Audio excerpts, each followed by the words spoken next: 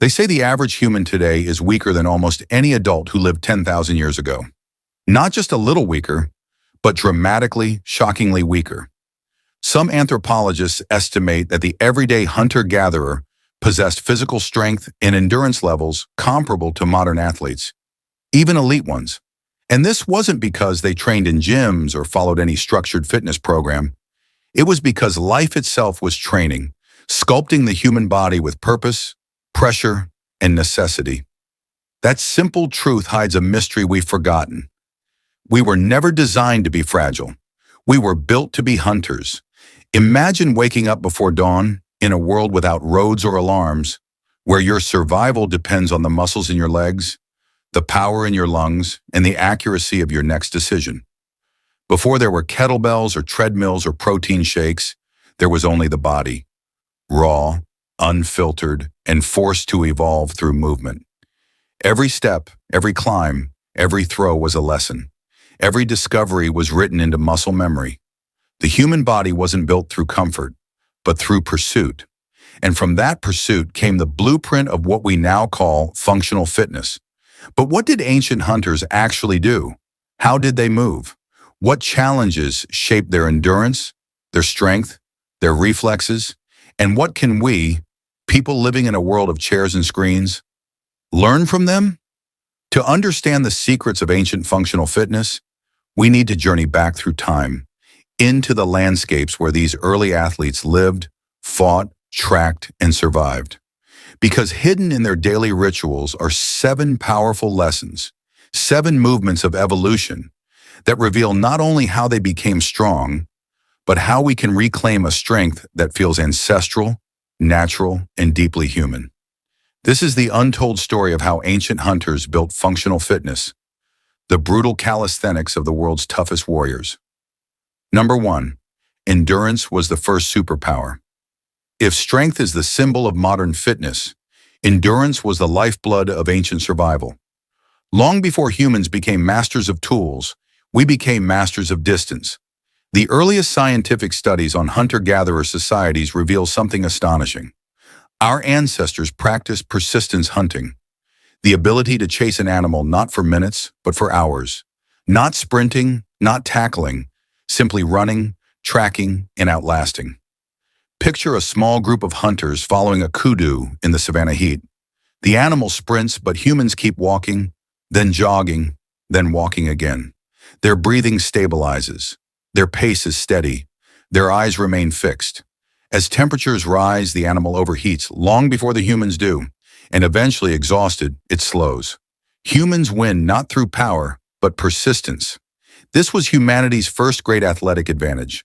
While other species were faster, stronger, or more armed with claws and teeth, none could match the human ability to endure.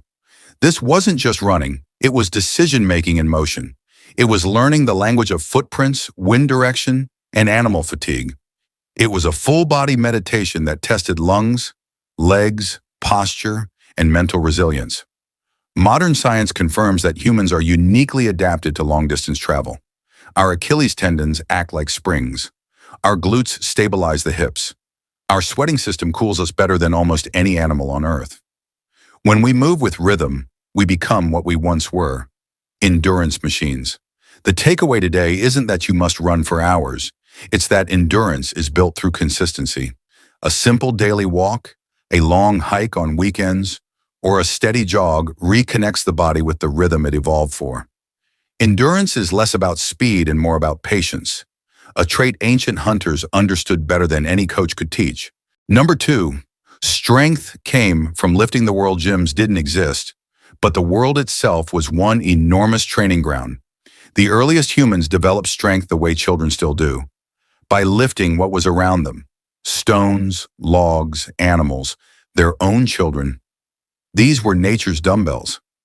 Archaeologists studying prehistoric settlements often find evidence of repetitive tasks that required significant strength.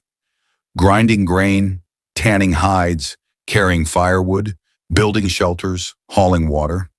Each task was a natural form of resistance training, repeated thousands of times over a lifetime. But hunters in particular developed brutal, all-around strength.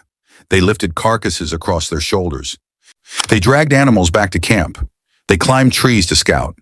They carried heavy tools made of wood and bone, and in moments of danger, they wrestled for their lives. The results? Bodies sculpted by necessity, lacking symmetry but full of power.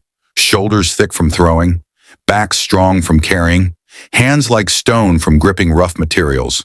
Strength wasn't a goal, it was survival. The modern lesson is simple.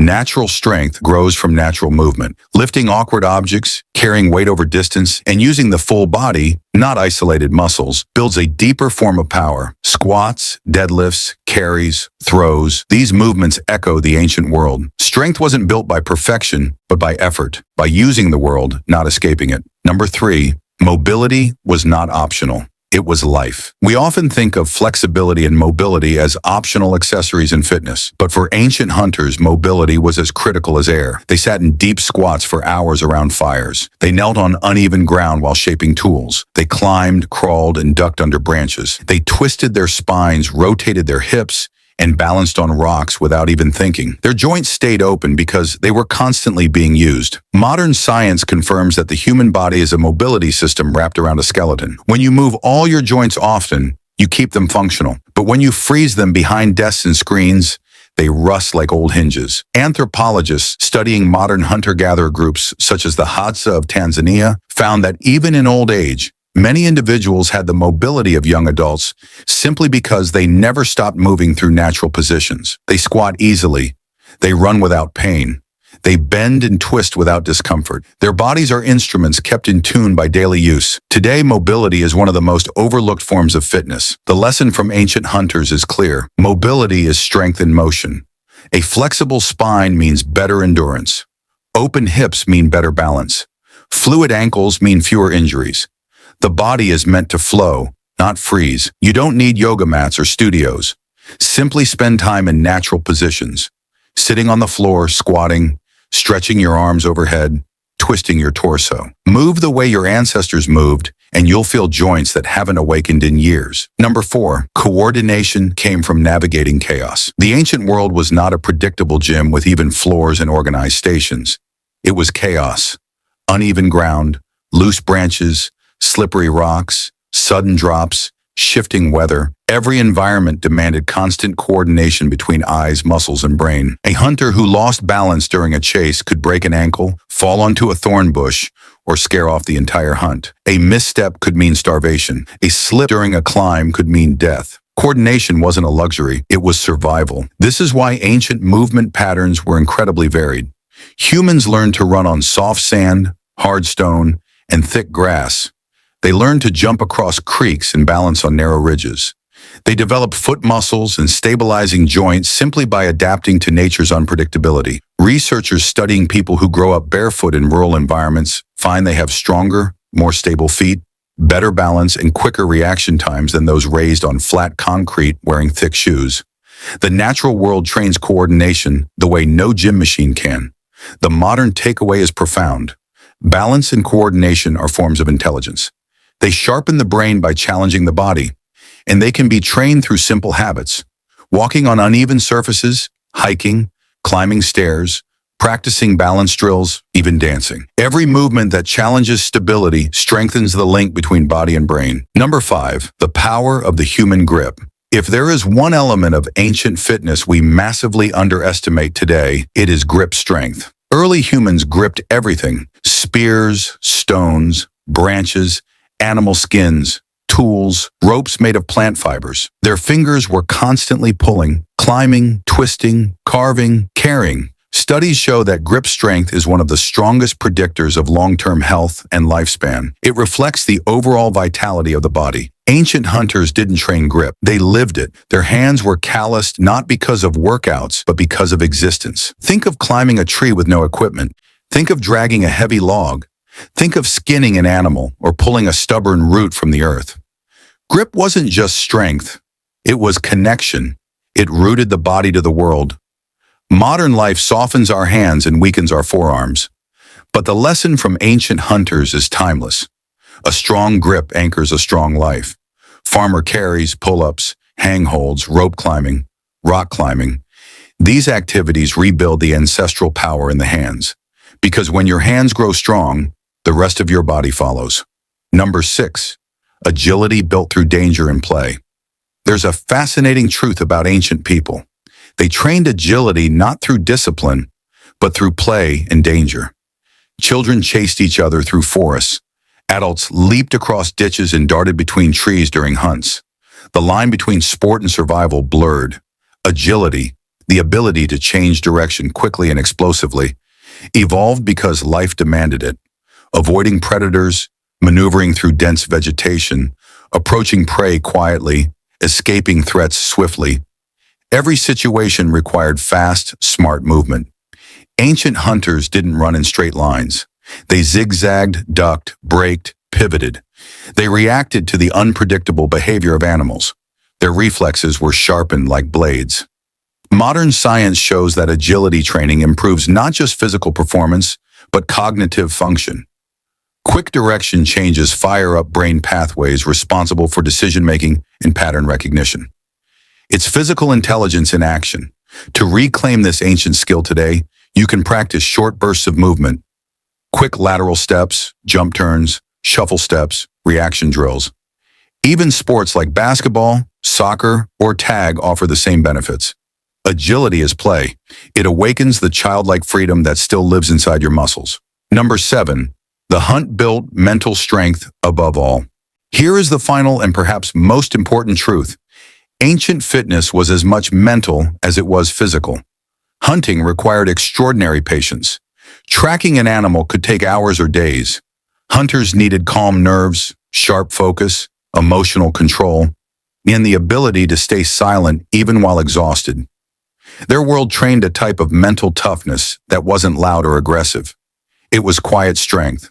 The strength to keep moving when nothing is guaranteed. The strength to observe instead of react. The strength to push past fear and uncertainty. This is the mental fitness modern life often softens, but not because humans have changed, only because our environment has. The same circuits in the brain that helped ancient hunters track an antelope now help us stay disciplined under pressure, cope with setbacks, and make wise decisions. The takeaway is profound. Movement builds the mind. Long walks clear thoughts. Strength training builds confidence. Endurance teaches patience. Balance sharpens awareness. Agility awakens intuition. Every physical challenge is also a mental lesson echoing the ancient world inside us.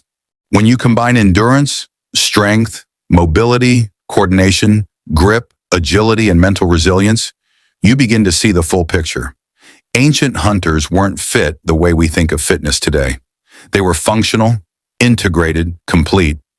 Their training wasn't a workout, it was a lifestyle, a natural dance between body and environment. Everything had purpose. A run was a pursuit, a climb was a lookout, a lift was a necessity, a carry was survival, a squat was a resting position, a sprint was escape, a decision was life itself. Modern fitness often tries to mimic these ancient patterns, but the deeper lesson goes beyond repetition or structure. It's about reclaiming a relationship with movement that feels real, instinctive, and meaningful. When the body moves the way it was designed to, something awakens, not just physically, but emotionally. You feel more grounded, more alive, more human. Because the truth is, we're not far removed from those ancient hunters. Their blood runs in our veins. Their instincts hide beneath our routines. Their strength sleeps inside our muscles, waiting to be remembered. Every step you take outdoors brings you closer to them. Every stretch opens a door they once walked through. Every time you lift something with intention, carry something with purpose, or move with awareness, you reconnect with a story millions of years old. In the end, the story of ancient fitness isn't about nostalgia or survival. It's about reclaiming the parts of ourselves that modern life forgets. We weren't built to be spectators of movement. We were built to participate in it. Life was meant to be felt through the feet, the breath, the heartbeat, the hands gripping the world. Longevity is not just about adding years. It's about adding vitality. And the ancient hunters understood something profound. Strength without purpose is hollow, but movement with meaning makes life richer. So walk more, stand tall, breathe deeply, lift natural things, stretch into old shapes, play, explore. Move like someone who belongs in their body, because you do. You always have. And somewhere deep inside, the ancient hunter still remembers the way.